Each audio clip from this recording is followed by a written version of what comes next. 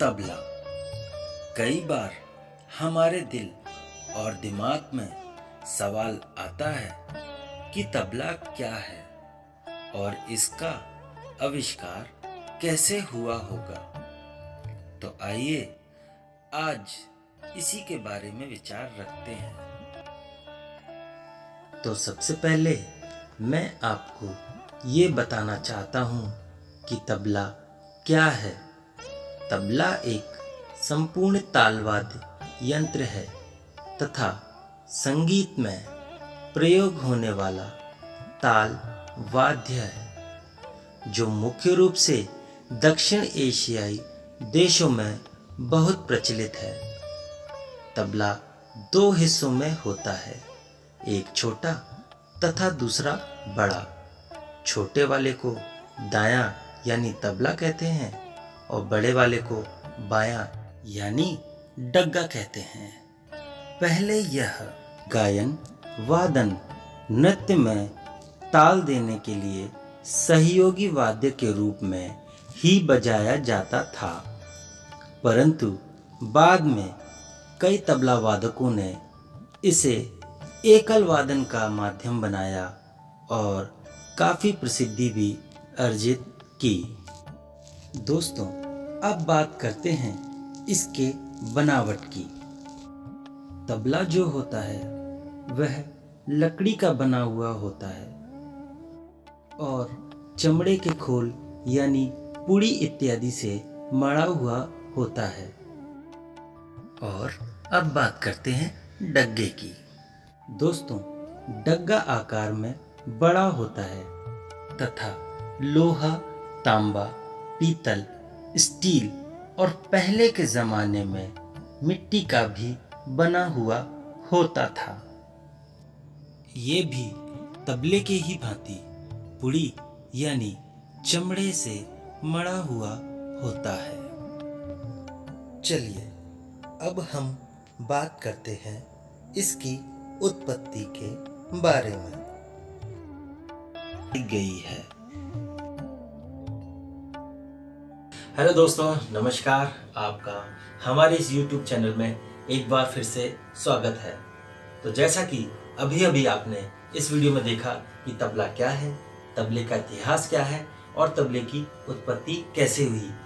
तो दोस्तों, एक बार फिर से आपको बता दूं कि तबले का इतिहास और तबले की उत्पत्ति के बारे में सभी विशेषज्ञ एवं संगीतज्ञों का सिर्फ एक ही मत है, और वो है अलाउद्दीन खिलजी के ज़माने में अमीर खुसरो नामक संगीतज्ञ ने पखावज अथवा मृदंग को दो हिस्सों में बांटकर तबले का निर्माण किया था। तो दोस्तों, जैसा कि मैंने अपने पिछले वीडियो में बताया था कि मैं आपको इस वीडियो में तबले का इतिहास, तबले के बारे में और तबले की कुछ बेसिक चीज़ें बताऊंगा। तो आइए हम शुरू करते हैं। तो दोस्तों, तबला बजाने से पहले हमें कुछ विशेष बातें होती हैं जो याद रखनी चाहिए, जैसे कि हमारी सिटिंग पोजीशन क्या होगी और तबले का रख रखाव कैसा होगा, हमारे हाथों की पोजीशन क्या होगी। तो दोस्तों, शुरू करते हैं हम। दोस्तों, अगर आपने अभी अभी तबला सीखना शुरू किया है या आप तबला सीखने का मन बना रहे हैं, तो आपको कुछ विशेष बातें हैं जो ध्यान में रखनी होंगी। आगे बढ़ने से पहले मैं आपको तबले के विभिन्न अंगों के बारे में बताना चाहता हूँ। तो दोस्तों, आप ये देख रहे हैं कि ये तबला दो हिस्सों में रखा हुआ है, एक छोटा एक बड़ा। तो ये जो छोटा वाला है इसको हम तबला कहते हैं और ये जो बड़ा है इसको हम डग्गा कहते हैं। तो दोस्तों, सबसे पहले मैं आपको तबले के अंगों के बारे में बताना चाहूँगा। इसको कहते हैं तबला, और इसमें आप ये चमड़े से मढ़ा हुआ देख रहे हैं इसको बोलते हैं पुड़ी, और ये जो काली काली आप देख रहे हैं इसको बोलते हैं शाही। ये जो सफ़ेद सफ़ेद हिस्सा देख रहे हैं इसको बोलते हैं मैदान, और ये जो पट्टी देख रहे हैं इसको बोलते हैं चाटी, और ये जो गुथा हुआ देख रहे हैं दोस्तों इसको बोलते हैं गजरा, और इसको बद्धी बोलते हैं, बेल्ट भी बोल सकते हैं, और इसको गट्टे बोलते हैं। अब बात करते हैं हम डग्गे की। तो दोस्तों, डग्गा भी कुछ इसी प्रकार से मढ़ा हुआ रहता है।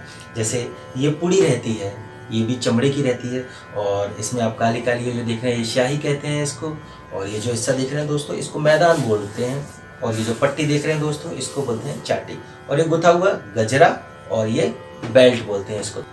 तो चलिए अब हम बात करते हैं कि तबले का रखरखाव कैसा होना चाहिए, हमारी सेटिंग पोजीशन क्या होनी चाहिए, हमारे हाथ का रखरखाव कैसा होना चाहिए। जैसे जब हम बैठते हैं तो ये जो तबला होता है ये हमारे दोनों घुटनों के बीच में आना चाहिए और हमारा हाथ की पोजीशन ये होनी चाहिए जिससे हम कंफर्टेबल होके बजा सकें। और तबले का रखरखाव ऐसा होना चाहिए कि तबला थोड़ा सा झुका होना चाहिए, ज़्यादा झुका नहीं होना चाहिए, कोई कोई ज़्यादा भी झुका लेता है। डग्गा भी कुछ इसी प्रकार से होना चाहिए, हल्का सा झुकाव होना चाहिए। और ये जो मैदान वाला हिस्सा है जिसमें आप शाही देख रहे हैं, ये एक तरफ ज़्यादा है और एक तरफ कम है, तो ये आप इसको ऐसे रख सकते हैं और जिससे ये डग्गा ऐसे रखा जाता है। तो दोस्तों हम पहले बात करते हैं डग्गा कैसे बजाते हैं। डग्गा बजाने के लिए हमारे हाथ की पोजीशन ऐसी रहनी चाहिए दोस्तों। ये स्नेक जैसे सांप की पोजीशन रहती है, सांप की जैसे होनी चाहिए, ये देखिए। और हमारे हाथ की पोजीशन ये होनी चाहिए, कंधा ऊंचा नहीं होना चाहिए, कंधे की पोजीशन ये होनी चाहिए, इसमें आप कंफर्टेबल होकर बजा सकते हैं। अब हम बात करते हैं तबले की। तो तबले के हाथ की पोजीशन ये होनी चाहिए। ये हमारी जो इंडेक्स फिंगर है, इंडेक्स फिंगर फर्स्ट फिंगर जो है पहली फिंगर, उससे हम ऐसे बजाते हैं, इसको थोड़ा सा ढीला करके मारते हैं, तभी ये साउंड आएगा। अभी मैं इसको अगर टाइट करके करूंगा तो ऐसा साउंड आएगा, बंद साउंड, ये खुला। और ये जो बीच वाली फिंगर है इसको हम ऐसे रखते हैं और ये दोनों फिंगर ऐसे रखते हैं। तो ये सही पोजीशन है तबले पर हाथ रखने का। ये देखिए दोस्तों,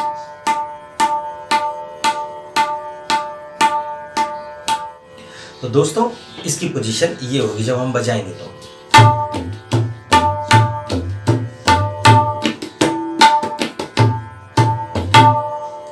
ये इस तरह से बजा जाएगा।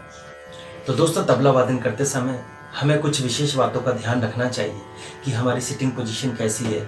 दोस्तों हम कोई भी इंस्ट्रूमेंट बजाते हैं, चाहे वो तबला हो, ड्रम हो, गिटार हो, कॉन्गो हो, तो हमारी बॉडी लैंग्वेज का हमको विशेष ध्यान रखना चाहिए। जिस प्रकार हम एक इंसान हैं और हमारे भी कुछ गुण दोष हैं, उसी तरह जब एक तबला वादक तबला बजाता है तो उसके भी कुछ गुण दोष होते हैं जिनका हमें विशेष ध्यान रखना चाहिए। क्योंकि यदि हम जब अजीबोगरीब तरीके से तबला बजाएंगे या कोई भी इंस्ट्रूमेंट बजाएंगे तो सामने जो देखने वाला है उसको अजीब लगेगा, उसको अच्छा नहीं लगेगा। तो दोस्तों तबला बजाते समय आपको इन सभी बातों का विशेष ध्यान रखना चाहिए।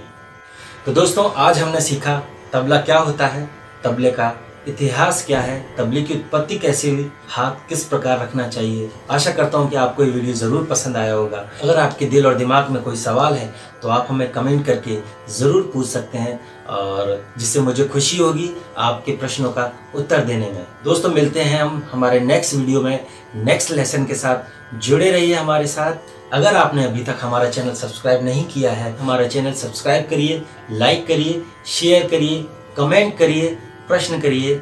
मिलते हैं नेक्स्ट वीडियो में नेक्स्ट लेसन के साथ। नमस्कार।